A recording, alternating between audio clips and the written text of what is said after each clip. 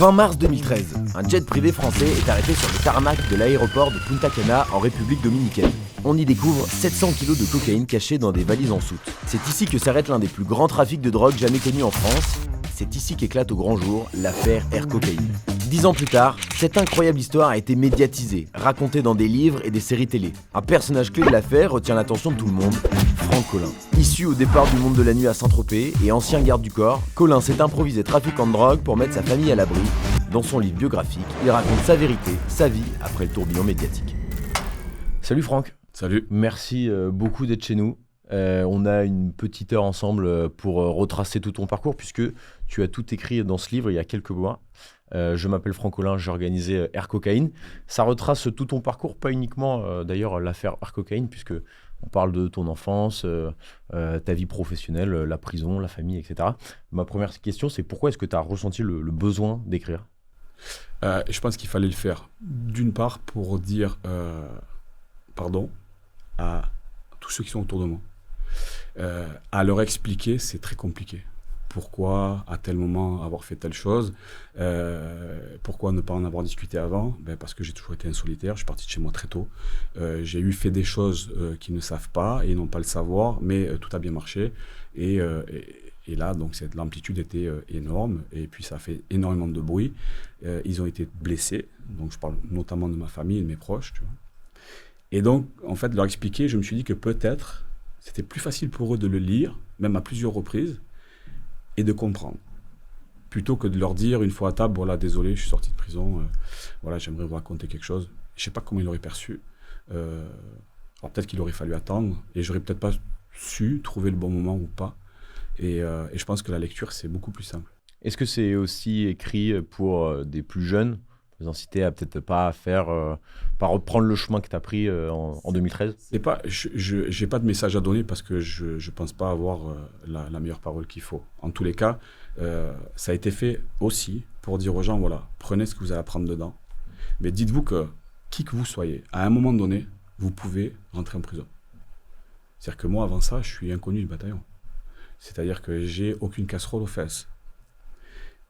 Mais à un moment donné, on prend des décisions dans la vie, on fait des choix, et certains de ces choix amènent à un échec, comme celui que j'ai vécu. Et l'idée, c'est de dire, voilà, réfléchissez bien, parlez-en autour de vous si vous pouvez. Moi, je ne l'ai pas fait. Et peut-être qu'ils se disent, ouais, mais c'est bon, on n'a aucune leçon à recevoir de lui, il a fait ce qu'il avait à faire, nous aussi, on fait ce qu'on a à faire. Moi, ce que j'ai envie de leur dire, c'est, faites ce que vous avez à faire, mais attention, si vous le faites, c'est l'après, ce qui va vous arriver après. Ce que vous allez perdre, ce que vous n'allez jamais retrouver. Et c'est ça qu'il va falloir peser sur la balance de dire, voilà, est-ce que ça mérite qu'on le fasse ou pas ? Est-ce que tu te sens jugé ? Tu dirais que c'est quoi, quelle est l'image que les gens ont de toi en dehors de ta famille, l'opinion publique ? Alors, écoute, vraiment incroyable. Tous les messages que j'ai pu recevoir, et il y en a des centaines, à 99%, même 99,9% que de la bienveillance. Beaucoup de respect, d'admiration. Je pense pas lié à l'affaire. L'admiration, elle vient du parcours total. De dire, voilà, d'où il est parti, qu'est-ce qu'il a fait pour en arriver. Malheureusement, il y a un échec. On l'accuse, on l'accepte, on le paye et on redémarre. Voilà, je pense que c'est ce qui a plu le plus aux gens. Et pas de dire, voilà, je suis comme ci ou comme ça. C'est quelque chose que j'ai jamais été d'ailleurs. Mais d'ailleurs, à ce propos, concernant ta notoriété, c'était une question que je voulais te poser. Il y a eu énormément de livres sur l'affaire Air Cocaine. Inévitablement, on parle de toi. Il y a eu une interview chez Guillaume Play. Il y a eu évidemment une série sur Canal+, qui a fait un carton considérable. Est-ce que si tu n'étais pas dans cette histoire, si tu regardais ça de l'extérieur, tu trouverais ça un peu bizarre, un peu malsain, qu'un trafic de drogue devienne, on glamourise un peu une histoire qui est une pratique illégale. Ouais, je comprends. Mais à l'heure d'aujourd'hui, si tu te penches sur tous les distributeurs de séries et de films, les gens n'en ont que pour ça. C'est fou. Enfin, on pourra en citer des tonnes, mais à aujourd'hui, toutes les séries qui cartonnent, que ce soit sur Netflix, Amazon, où j'en passe et des meilleurs, toutes cartonnent et elles ont toutes pour sujet du trafic de stupéfiants. Tu vois. Alors, est-ce que c'est un sujet du moment qui dure déjà depuis un moment ? Est-ce que c'est, je ne sais pas, la conjoncture de la société actuelle qui fait qu'il y a de plus en plus de consommateurs, tu vois? Moi, j'ai aucun lien avec ça. Tu vois, la marchandise, moi, j'ai aucun lien avec ça. Je n'en ai jamais eu et j'en veux pas. Mon seul rôle à moi, c'était d'être, si tu veux, un logisticien. On vient taper à ma porte, comme dans un bureau, on me dit, voilà, monsieur, nous, on a besoin de vous pour transporter quelque chose, vous n'allez pas savoir ce que c'est, même si on le sait. Ça va de là à là. Est-ce que ça peut se faire? Et pour ça, on paye et on paye très bien. Voilà. Et c'est là où on se dit, ben, il faut le faire, ou alors il ne faut pas du tout le faire, c'est dangereux. Voilà. Donc j'ai pris la décision de le faire. Maintenant, si je le regarde d'un point de vue extérieur, je ne suis pas très télévision, mais chez moi, autour de moi, même ma femme, Sandrine, elle aime regarder toutes ces séries-là. Tout le monde les regarde, même les enfants, beaucoup. Et ils adorent ça, je ne sais pas pourquoi. Mais ça marche de plus en plus. Ouais, il y en a une sur Pablo Escobar. Ils en ont fait, rien que sur lui par exemple, ils en ont fait, je sais pas, peut-être 4 ou 5 différentes, voire même plus. Gérard Fauré aussi, qui est souvent sur les plateaux télé. Voilà, donc ils sont sur les plateaux télé. Voilà. Moi, la presse, elle m'a assassiné, moi, la presse. Hein. Dès le départ, elle m'a assassiné. Les livres qui sont sortis, tous ceux dont tu viens de parler, ils n'avaient que dalle dans leurs livres. Ils n'avaient que des phrases, quelques éléments du dossier, ils n'avaient rien d'autre. Mais comme ce sont des bons journalistes d'investigation, donc ils ont su alimenter ça. Moi, je suis personne pour leur interdire de faire ce qu'ils veulent. J'ai eu une conversation avec certains d'entre eux en leur disant « vous êtes des bons connards » parce qu'il y a certains endroits où il ne fallait pas mettre le pied, c'est-à-dire me concernant. Il y a des choses qui sont complètement fausses, que vous ne connaissez pas, mais si tu veux, ils savent l'alimenter parce que c'est vendeur. Là, il y a encore un dernier qui est sorti, qui a été fait par Éric Marmottan, qui est journaliste au Nice Matin. Qu'on a reçu d'ailleurs. Voilà, qui est très sympathique, que je connais. Moi, quand j'ai fait ma dédicace de mon livre, il est venu avec son livre, il m'a dit « je suis fan, tu peux me le signer ». Donc je l'ai fait. Et c'est un mec qui a été présent au procès, mais c'est des gens qui sont présents au procès. Est-ce que tu connais, toi, quelqu'un qui dit la vérité devant un président de cour d'assises spéciale, là où tu risques 30 ans? Personne. Le but, c'est de minimiser ton cas pour arriver à écoper d'une peine la moindre possible. Donc forcément, les gens, quand ils te racontent, c'est eux qui te racontent, en plus dans une lecture froide, que ça soit dans un article de journal ou dans un livre, ben, ils vont dire ce qu'ils écoutent. Mais ce n'est pas forcément ce qui doit être dit. Ce n'est pas la finalité de l'histoire. C'est à prendre en compte. Donc si tu veux, eux, ils mettent beaucoup d'intérêt sur certains passages qui en fait ne veulent rien dire. Ah, tu trouves que les médias ont trop mis en avant le fait que pendant ton procès, toi, tu as essayé de mener ta barque en ne disant pas la vérité au départ? Exactement. Non, mais en plus, si tu veux, moi je reconnais, je dis que je suis coupable à la hauteur de mes responsabilités. Elles sont très claires. J'ai accepté de transporter une marchandise d'un point A à un point B, tout simplement. Voilà. Maintenant, ne me demandez pas pour qui ou avec qui, comment. Moi, je me défends. Voilà, c'est tout. Donc j'ai accepté, j'ai eu 12 ans, à la fin j'ai serré la main de mon avocat, j'ai dit merci de ne pas en avoir pris 18. J'ai pas fait appel. Voilà, tout simplement. Et j'ai pris la défense de tout le monde. De tout le monde. Tu vois. C'était mon rôle, c'était ce que j'avais à faire de mieux, je l'ai fait du mieux que j'ai pu. On ne peut pas me le reprocher. Moi, il y a quelque chose que j'arrive pas trop à comprendre et tu vas pouvoir nous l'expliquer. Ouais. Mais donc en 2013, tu choisis de t'impliquer dans ce trafic de drogue. Selon tes termes, pour mettre à l'abri tes enfants, ton fils, et puis même toute ta famille en règle générale. Justement, quand on lit ton livre, on n'a pas l'impression que tu es surendetté. Pourquoi est-ce que la seule option qui se présente à toi, c'est de s'impliquer dans le trafic de drogue? Parce que, si tu veux, tu as raison, je ne suis pas surendetté à cette époque-là. Mais les affaires que j'ai connues très fructueuses, 2 ou 3 ans avant, et qui continuent de marcher, elles sont là, elles fonctionnent, tout va bien. Mais si tu veux, j'ai besoin d'offrir aux miens l'équivalent de ce que j'ai. Pourquoi c'est comme ça? Et j'ai un cœur qui est comme ça depuis que je suis tout petit, j'ai toujours partagé, j'ai toujours donné, voire même offert, même bien plus que ce que moi j'avais à un certain moment donné. Et je me suis dit, il faut que les miens, ils avaient besoin de rien. Hein. Ils avaient tout ce qu'il fallait. Mais à mes yeux, pas assez. Donc les miens, ils m'ont jamais rien demandé. Hein. Ils ont tout ce qu'il faut. Hein. Mais à mes yeux, pas assez. Donc je voulais qu'ils aient exactement ce que j'avais moi. Voilà. C'est tout, c'est comme ça que c'était dans ma tête. Je peux pas le changer, je peux pas revenir en arrière, et j'ai voulu faire ça. Et comme je suis d'origine, si tu veux, assez combattant, j'ai pas très peur des limites, tu vois, aussi bien dans le bon que dans le mauvais. Eh bien, j'ai été sur un terrain que je ne connaissais pas bien, pensant que j'allais pouvoir le maîtriser. C'est tout. Mais surtout, en fait, quand on te lit, On découvre que tu as du réseau, tu es assez débrouillard, tu as le bras long, etc. Je veux dire, il n'y avait absolument aucune autre manière de faire de l'argent. Il y en avait 10 000, mais j'ai choisi celle-là. Pour moi, c'était la plus rapide. J'aurais pu prendre mon centre commercial que j'aurais pu mettre en gage dans une banque pour faire un investissement, pour acheter un deuxième, un troisième et un quatrième immeuble, et voire même développer un continuum d'affaires que j'avais la possibilité de développer sans aucun problème. J'avais plus le temps. Dans ma tête, j'avais pas le temps. Tu vois, je sais pas pourquoi. C'est dur de vivre avec ça maintenant? C'est dur de vivre avec l'idée d'avoir fait souffrir les miens. Oui, ça oui. Est-ce que tu penses que ta pratique a mis d'autres personnes en danger? Parce que tu regrettes pour ta famille, Oui. pour l'image, Non, le fait qu'ils aient souffert de ça. souffert parce que... Parce que quand tu rentres en prison, tu amènes toute ta famille avec toi. En fait, tous ceux qui t'aiment, tous ceux qui t'aiment viennent te voir. Donc, ils viennent te voir dans des parloirs.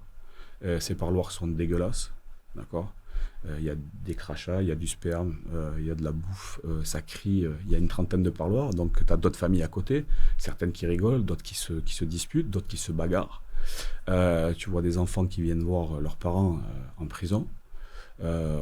Et donc, c'est des chocs pour eux.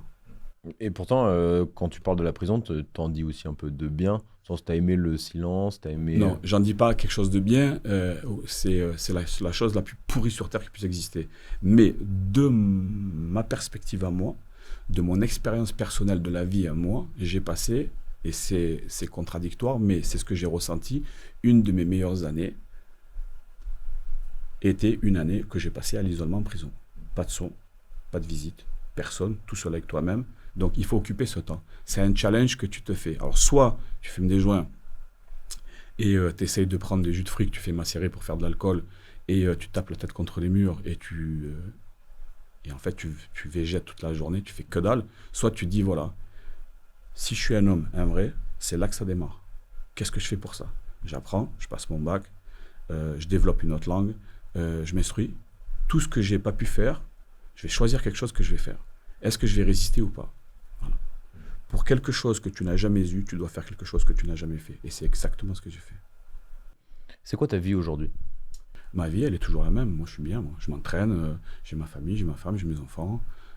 J'ai développé des structures commerciales. Je continue encore. Je redémarre. Parce que donc, tu as passé 7 ans en prison. Aujourd'hui, maintenant, tu es en liberté surveillée. Je suis en contrôle judiciaire, ouais. Donc, je suis en contrôle judiciaire jusqu'en février 2025. Et puis, ce qui va me permettre de voyager un peu plus facilement, même si je voyage déjà avec l'autorisation du juge d'application des peines. Et voilà, et puis je redémarre tant bien que mal, parce que quand on te dit tu as payé ta dette et que tu es libre, tu n'es jamais libre. Hein. Ta dette, tu l'as jamais assez payée. Voilà, parce qu'il y a des postes professionnels que je ne peux plus avoir. Donc sport, rigueur, discipline, encore une fois. Ouais, tu as aussi été employé de travail temporaire? C'est fini ça. Ça c'est terminé. Tu l'as été? Oui, je l'ai été, bien sûr. Je l'ai été. J'ai lagué les bords des rues parce que c'était, si tu veux, l'option que j'ai eue pour sortir de prison. Ouais. Donc j'ai respecté ce contrat et j'ai travaillé même mieux que les autres. D'ailleurs, il n'y a pas de problème, il n'y a pas de sous-métier non plus. Et puis dès que j'ai pu remettre une activité commerciale, notamment dans la nutrition sportive, je l'ai fait avec mon fils aîné. Et en même temps, on coach des gens qui ont besoin de nous, psychologiquement, physiquement, pour sortir le meilleur d'eux-mêmes et faire des gens qui pourraient se placer sans trop de peur dans la société d'aujourd'hui. Parce que les gens ont peur aujourd'hui. Ils ont peur de quoi? De tout. Pas forcément de l'autre, mais de demain. De comment ça fonctionne. Parce qu'on ne sait plus trop. Parce qu'un boulanger qui avait une facture d'électricité à 1000 balles s'en sortait plus ou moins bien. Du lendemain, ça passe à 12 000. Il est obligé de fermer ou de travailler les lumières éteintes. Les gens croient qu'il est fermé, il ne passe plus. Et puis en 6 mois de temps, il devient fou. Soit il se suicide, soit il tue ses enfants, sa femme. La société ne va pas bien. On peut te dire ce qu'on veut. Moi, j'ai été coupé du monde en prison, hein, mais parce que je ne regardais pas la télé non plus. Il y a très peu de chaînes qui divulguent ou qui diffusent des informations correctes. Donc, soit c'est des chaînes d'animation et elles valent pas 1 euro, soit c'est des chaînes d'information et elles sont toutes les mêmes et elles diffusent que ce qu'elles ont envie pour faire du buzz. voilà, ou du moins de l'audimat. C'est mieux de dire comme ça. Mais après, on sait très bien que la France reste, comme certains pays d'Europe, les 3/4 pays d'Europe, hein, on ne met en avant que ce qu'on a envie pour gagner de l'oseille. Ça, tu le ressens Non, mais je le ressens, mais je le sais. J'ai travaillé, j'ai été pendant plus de 20 ans garde du corps, je sais avec qui j'ai travaillé, je sais avec qui j'ai mangé, qui j'ai entendu parler, je sais comment ça fonctionne. On n'est pas tué dans le média, tu sais très bien comment ça fonctionne. On va aujourd'hui programmer une émission, demain on va la zapper parce qu'il y a un événement nouveau qui est arrivé et qui mérite d'en parler. Ah oui, non, mais genre, le traitement de l'actu fait qu'on s'intéresse qu'à des cas hyper dans l'instant T. Ouais. Je veux dire, il y a aussi des raisons de s'inquiéter. Mais le problème, c'est pas ça, c'est qu'on peut toujours parler de tout, même de ce qui vient d'arriver. Mais est-ce qu'on peut en parler correctement, s'il vous plaît? Voilà. Est-ce qu'on peut dire les choses correctement? Est-ce qu'on peut éviter de mentir? Tu vois? Moi, ce qui me rend fou, c'est tous les attentats terroristes qu'il y a eu. En France, je parle pas des autres pays. Hein. Ouais. Voilà. Je parle de là où on sait. Mais quand tu t'imagines les choses, tu te dis, mais c'est pas possible. L'incompétence de ce pays, du système, et qu'il soit judiciaire, policier, tu vois, la justice il la faut, la police il la faut, très bien, on a besoin, il y a des organismes comme le JPN, le GIGN, la BRI qui sont très bons, mais il y a aussi beaucoup de laxisme. On croit en France qu'on est les rois du pétrole. De la 3e puissance mondiale, tu passes à la 7e ou 8e maintenant. Mais tu penses pas qu'il y a une prise de conscience globale sur l'état de décadence actuel? Ouais, ok, très bien. Et qui fait quoi alors? Bah, nous, les journalistes, on le met en avant. Ouais, ok, très bien. Est-ce que sincèrement, entre toi et moi, est-ce que tu penses que les journalistes, alors pas tous, hein, bien évidemment, parce qu'il y en a j'en connais certains qui font très bien leur travail, mais est-ce que tu crois que c'est bien, et je prends mon cas dans ces cas-là, c'est-à-dire quand je rentre en prison, je suis affiché tous les jours. À l'époque, c'est BFM TV, je leur ai tapé dessus, je leur tape plus dessus parce que ça a été revendu, donc je ne suis pas là pour leur faire de la mauvaise publicité. Mais à l'époque, c'est le cas actuel, à l'époque, BFM TV met ma gueule en photo tous les jours. Non seulement la mienne, mais celle de mon fils et de sa maman. Mon fils, il a participé à rien. Hein. Ouais. Sa mère non plus. Hein. Et par contre, 2 ans plus tard, il y a des attaques terroristes. On met des têtes de terroristes floutées. C'est ceux de 2015? Non mais voilà. Non, mais c'est quoi le truc? Et donc, on parle, au départ, on ne sait même pas que je suis français, on dit que je suis peut-être roumain. Donc, parlez de ce que vous voulez, mais d'abord, prenez des informations, soyez compétents. Enfin, quand je dis soyez, c'est ceux qui l'ont fait, soyez compétents, et quand vous ouvrez votre gueule, ouvrez-la pour dire quelque chose de vrai. Parce qu'au début, je suis la tête d'un réseau. Ensuite, je suis peut-être pas juste l'organisateur, puis ensuite, je suis ci. Et c'est là où on voit qu'en fait, ils n'ont pas d'arguments. Mais rien que le fait d'en parler, ça ravive la flamme à chaque fois. Et ça n'a pas été juste un mois, ça a été plus de 2 ans. Tous les jours quasiment. Que ce soit LCI, BFM, ensuite des 7 à 8. Mais Christophe Dubois, je l'ai eu au téléphone. C'est lui qui a fait une des 2 émissions ou des 3 émissions de 7 à 8, où il est même parti en Roumanie pour interroger des gens de mon entourage. Ok ? Donc, bien évidemment, j'étais connu en Roumanie puisque j'étais public. Je suis passé à la télévision, j'étais sur les journaux, People. Donc, forcément, ma gueule, tout le monde peut te dire « Ouais, mais je le connais. Ah, il est en prison, ben tiens, j'ai quelque chose à te dire sur lui. » Oui, en même temps, si l'opinion publique réclame d'en savoir des caisses sur Franck Collin. Oui, mais si le public... Ben, dans ces cas-là, donnez-leur la vérité alors. Donnez-leur la vérité. C'est comme tous les livres qui ont été écrits. Donnez-leur la vérité. Si vous n'avez pas, ne leur donnez pas. Ou alors, attendez la fin. Ou alors, demandez-moi. Moi, je vous donne. Si j'ai envie de dire, je vous dis. Si j'ai pas envie, je vous dis rien. Mais n'allez pas extrapoler sur des personnages. Tu vois, je vais te dire un truc. Bon, c'est fini. Hein. L'avion appartenait à Flelou. D'accord ? Tout le monde le sait, ça. On a beaucoup parlé de lui, non, pas trop. Hein. C'est lié à quoi, ça, d'après toi ? Ben, c'est lié au début, oui. Donc, il a fait une intervention à 7 à 8. Il a dit, c'est mauvais. Très bien, peu cher, il y est pour rien. Hein. Mais je te passe sur un sujet, moi. À Flelou, il a eu des casseroles aux fesses pour des blanchiments d'argent. Sur des impôts non payés de société. L'avion, il a été payé 3 fois. Et lui dit qu'il n'a pas été payé. Moi, personnellement, si je te loue, on ne parle pas du Smart à 1 000 € la semaine, là. On parle d'un avion à 220 000 aller-retour. Si je ne te paye pas la première fois, tu vas me le donner 2 fois, ton avion. Si je ne te le paye pas la deuxième fois, tu vas me le donner une 3e fois. Tu ne vas pas le faire. Par contre, quand c'est payé en cash, alors je jette la pierre à personne, tu vois. Mais ce que je veux dire, c'est qu'on choisit, alors à Flelou, bien évidemment, on sait très bien qu'il est connecté, très bien connecté, même au niveau des médias et du gouvernement. On le sait tous, tu vois. Et moi, le premier, pour avoir dans mon entourage des gens qui savent comment le système fonctionne, tu vois. Donc ça, je me suis dit, bon, je m'en fous, tant mieux pour lui. tant mieux pour lui encore une fois. Et puis, tant mieux, il n'avait rien à voir dans cette histoire. Donc, qu'il soit écarté, tant mieux. Et c'est d'ailleurs ce qu'il fallait faire. Mais dans ces cas-là, si vous avez des choses à dire, dites-le sur tout le monde alors. Si vous voulez vous bagarrer contre des gens tête à tête, alors faites-le avec tout le monde. Ne faites pas de choix. Parce que moi, je suis aussi capable, voire même mieux d'un flelou, de mettre des tartes à tout le monde. Hein. Toi, tu penses que tu as été la victime d'un système? Jamais de la vie, j'ai pas été la victime. Moi, j'ai fait une erreur. Je la mange. Oui, mais J'accepte tout. quand on t'écoute, on a l'impression qu'il y en a qui ont moins pris. Ben, bien sûr qu'il y en a qui ont moins pris. Il y en a bien. Et d'ailleurs, même sur la peine, il y en a qui ont moins pris. Pour les mêmes choses. Sauf que moi, quand je suis arrivé au tribunal, j'ai gardé mes bottes droites et ma tête droite. J'ai accepté mon erreur, je l'ai donnée tout de suite. Tout le monde s'est déclaré innocent. Moi, j'ai dit, je suis coupable à hauteur de mes personnalités. Maintenant, c'est pas parce que je suis coupable et que je suis en face d'un juge ou d'un président de cour d'assises spéciale, hein, la plus haute distinction d'Europe, que je dois baisser ma tête et pleurer. Je vais pas le faire. Je reste un homme qui a fait une erreur et qui la reconnaît en toute honnêteté. Voilà. Et sur la médiatisation, quand tu es en prison, est-ce que tu as des moyens de réagir? Est-ce que tu as attaqué BFM, etc. Tu sais très bien qu'on ne peut attaquer personne en France. Tu vas attaquer BFM, ils vont te rapporter 5 000 euros. Dès qu'ils vont avoir l'occasion de te taper dessus, ils vont le faire encore et encore et encore. J'aurais pu attaquer 7 à 8, 1000 fois.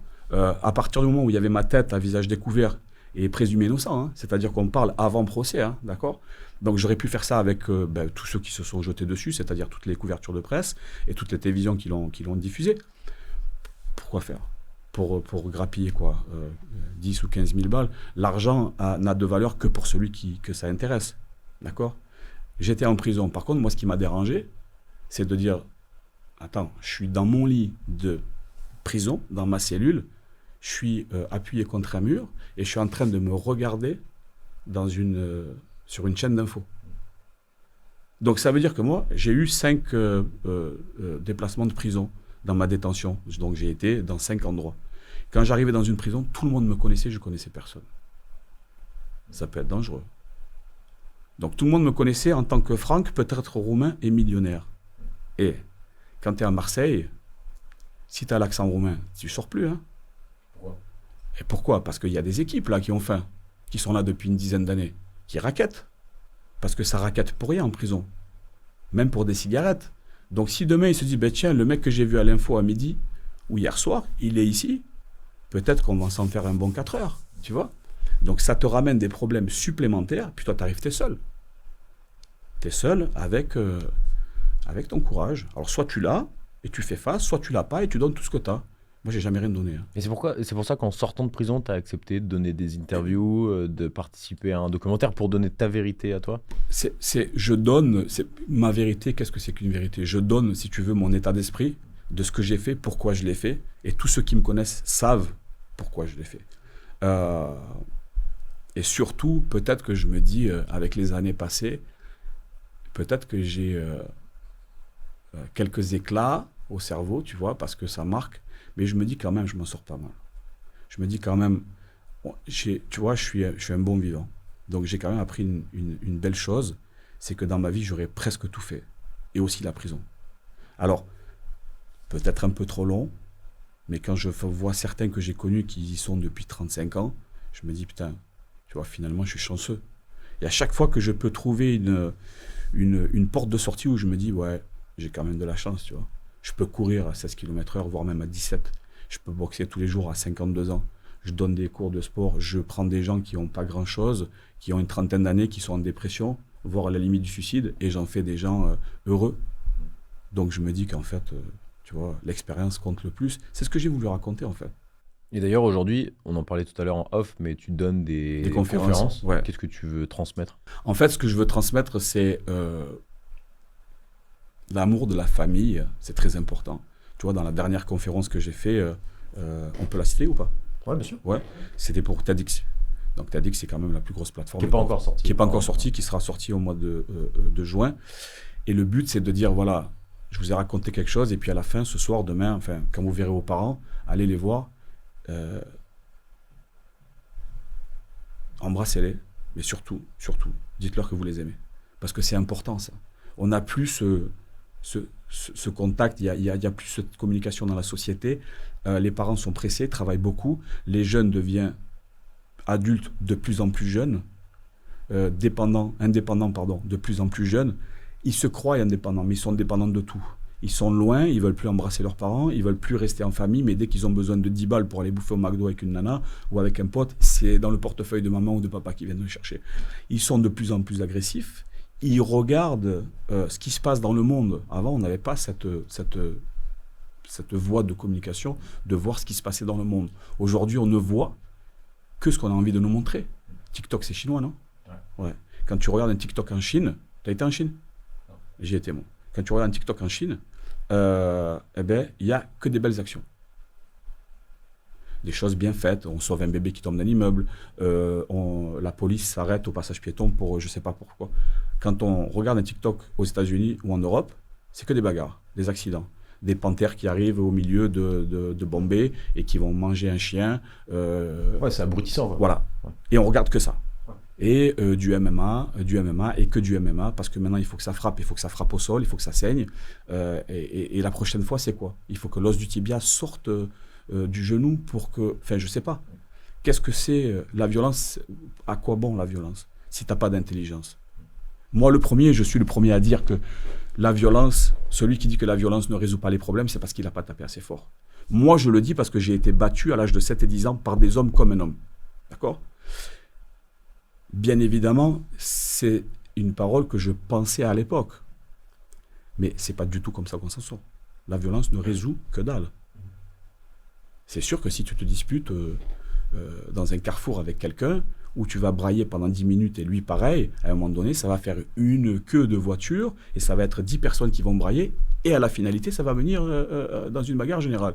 Si tu sors le premier et que celui qui braille depuis 5 minutes, tu lui mets une tarte dans la gueule, il tombe par terre, tu le tires sur le bas de la chaussée, tu t'en vas, en 5 minutes, c'est réglé. Mais c'est pas comme ça que ça fonctionne. Le schéma est propre, mais la vie ne fonctionne pas comme ça. Et à l'heure d'aujourd'hui, on n'a plus de temps pour les gens. On n'a plus de temps pour les gens. J'ai pas le temps de vous écouter, j'ai pas le temps de vous donner une cigarette, j'ai pas le temps de discuter, j'ai pas le temps de vous parler, non, j'ai pas le temps, j'ai des choses à faire. Bon, c'est quoi ? Le jour où tu vas mourir, qu'est-ce que tu vas emporter avec toi ? Je vais te dire la seule chose que tu peux emporter avec toi. C'est le partage de ton expérience des voyages. Stop et fin. Des voyages ? Des voyages. Il n'y a que ça que tu peux... tu penseras qu'à ça avant ta mort ? Rencontrer quelqu'un, c'est un voyage. Tu n'es pas obligé de partir aux États-Unis pour rencontrer quelqu'un. Tu peux rencontrer quelqu'un à Paris. D'accord ? On a une des plus belles capitales du monde, enfin du moins ce qu'il en reste. Mais c'est un voyage, c'est une expérience, tu passes un bon moment. C'est quelque chose que tu peux transmettre après. J'ai rencontré quelqu'un, j'ai rencontré Antoine qui travaille pour Valeurs Actuelles. On a discuté, putain, le mec est intelligent, il connaît ça, ça et ça. Super, j'ai appris quelque chose. Je le retransmets à quelqu'un. 2 savoirs en font un 3e. 2 billets de 50 ne font que 100 €, pas 150. Tu vois ? Et en prison, pour te revenir à la question que tu me disais tout à l'heure, bien évidemment, j'avais un moyen de communication, j'avais un téléphone. Comme tout le monde. Comme tout le monde. Il faut savoir que les prisons sont d'accord entre eux, entre guillemets, bien évidemment, de laisser circuler de la drogue à fumer, bien évidemment. Alors, ils ne le font pas, c'est pas porte ouverte, hein, attention, ils attrapent du monde tout le temps. Mais ils ont une façon de faire qui fait que ça passe. Et ils ont bien évidemment... Ils laissent, si tu veux, l'accès au téléphone, même si maintenant, dans toutes les cellules, il y a des cabines téléphoniques. C'est cher l'abonnement, mais il y a des cabines téléphoniques. Tu peux appeler pour pouvoir parler aux gens. Moi, j'avais un téléphone tout le temps. Et ils le savaient. Et je leur disais. Mais moi, mon téléphone, il me servait à appeler mon fils, qui est dans un pays différent, parce que si tu ne me donnes pas ça, là, on va avoir des problèmes. Tu vois ? Là, on va avoir des vrais problèmes. J'ai été privé de liberté par mon erreur. Très bien. D'accord, ok. Mais je ne fais pas d'histoire. Je m'entraîne le matin, je m'entraîne l'après-midi. Je vous demande qu'une chose, le sport. Très bien. Je vais appeler mon fils. Stop et fin.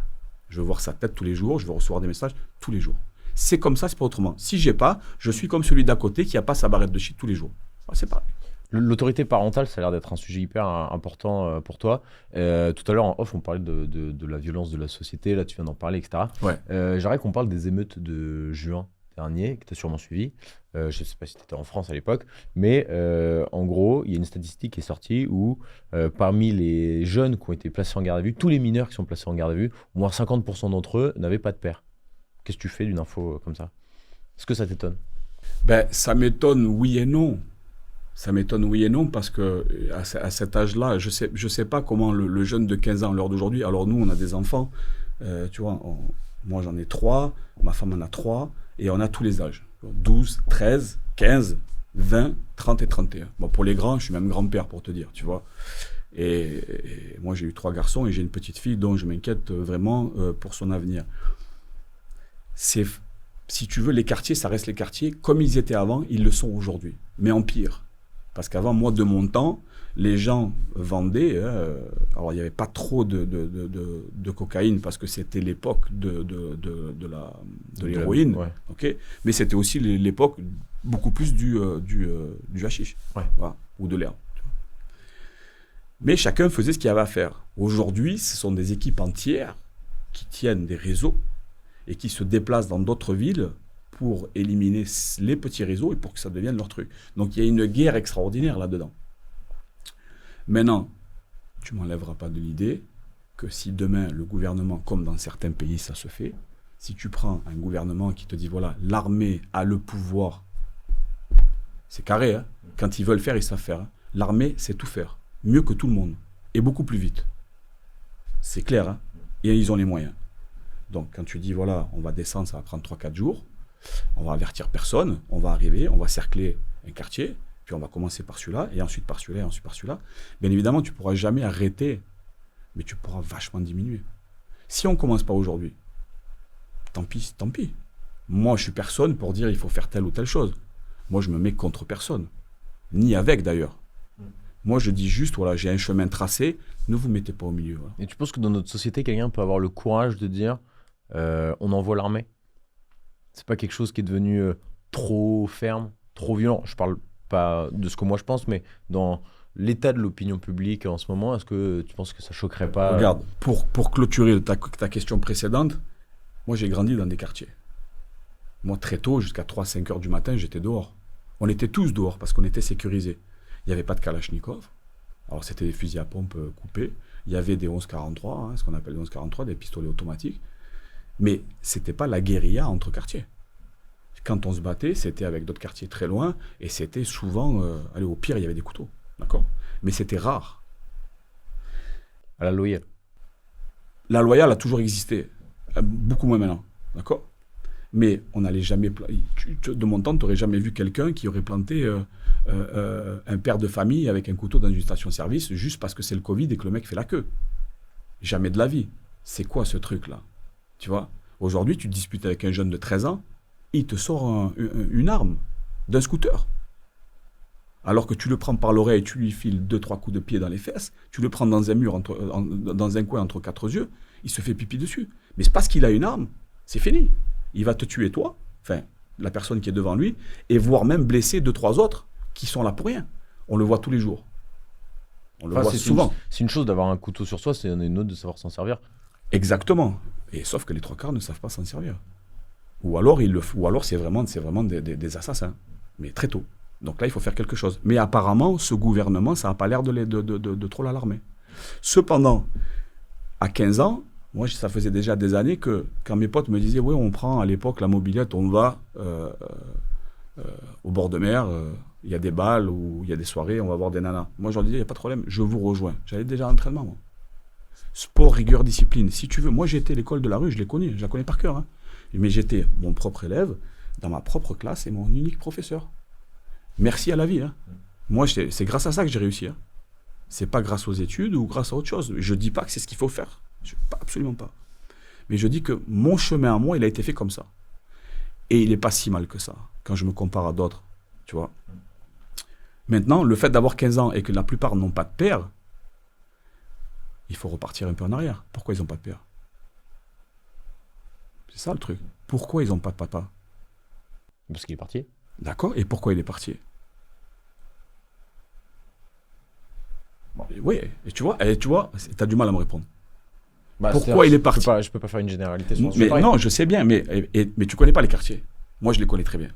La nana, elle a 4 ou 5 frères, elle a 3 ou 4 sœurs, elle a 18 piges, elle en a marre. Tu vois, elle veut sortir de chez elle, elle veut partir, elle fait un gosse, c'est plus facile. Ça a toujours été comme ça depuis les années 70, c'est toujours comme ça. Ils font des gosses, ils se tirent, c'est pas grave, on verra plus tard. On en a parlé tout à l'heure.